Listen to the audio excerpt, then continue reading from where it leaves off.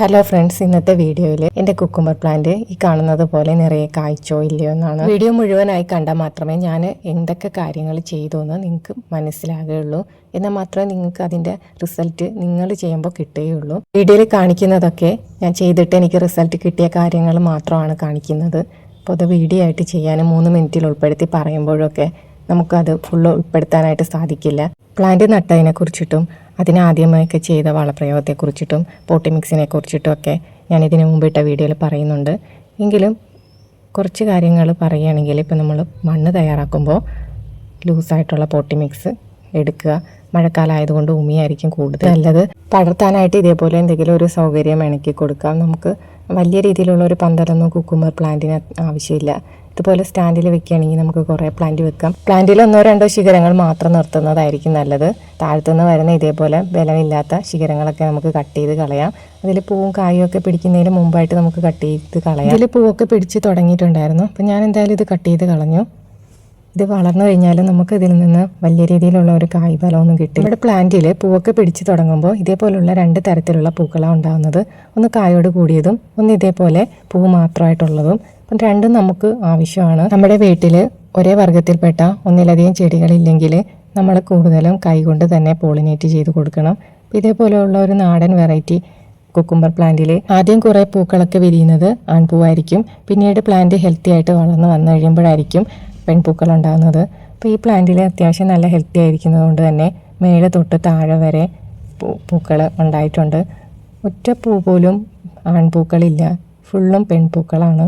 മേളിൽ നിന്ന് നോക്കിയാൽ നിങ്ങൾക്ക് മനസ്സിലാവും ഓരോ ഇലകളുടെ ഇടയ്ക്ക് നിന്ന് വരുന്നതും പെൺപൂക്കളാണ്. എന്തുകൊണ്ടാണ് ഇങ്ങനെ പെൺപൂക്കൾ മാത്രം ഉണ്ടാകുന്നതെന്ന് നമുക്കറിയില്ല.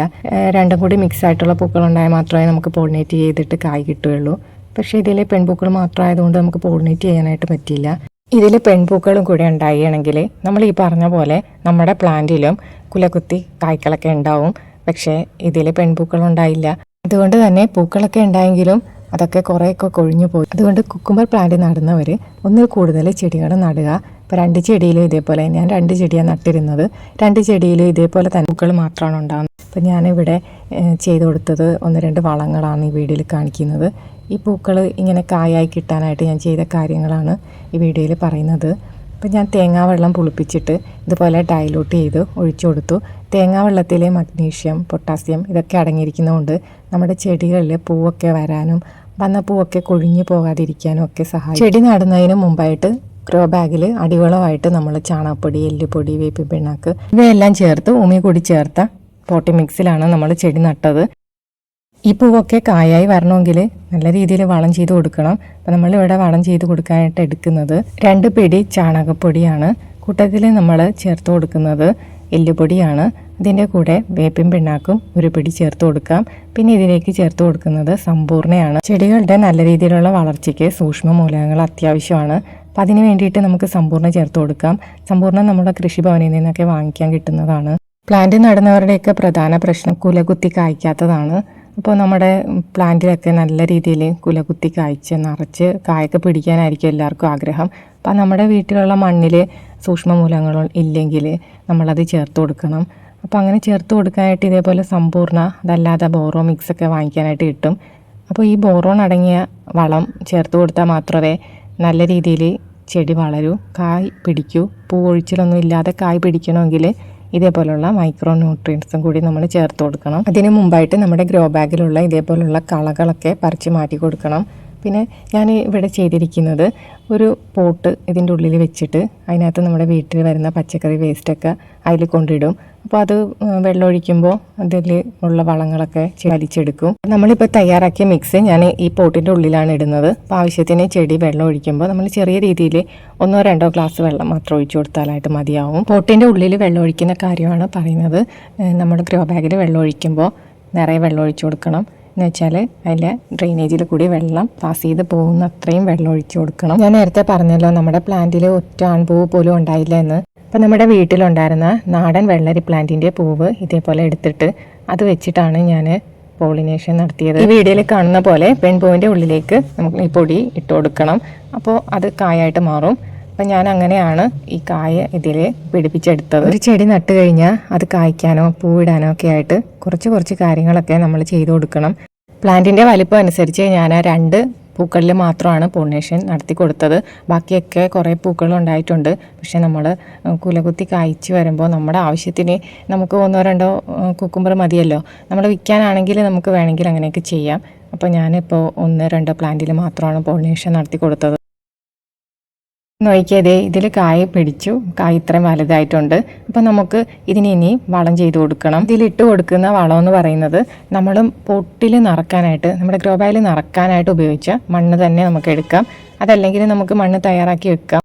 അപ്പോൾ അതിനായിട്ട് കുമ്മായി ഇട്ട് ട്രീറ്റ് ചെയ്ത മണ്ണ് വേണം. അതിലേക്ക് എല്ലുപൊടി, ചാണകപ്പൊടി, വേപ്പിൻ പിണ്ണാക്ക് ഇവയെല്ലാം ചേർത്ത് മിക്സ് ചെയ്ത് ഒരു 15 ദിവസം വെച്ച മണ്ണായിരിക്കണം ഇതിൻ്റെ ഉള്ളിലേക്ക് ചേർത്ത് കൊടുക്കേണ്ടത്. വളം ചേർത്ത് കൊടുക്കുന്നതിന് മുമ്പായിട്ട് കളകൾ നീക്കം ചെയ്യണം.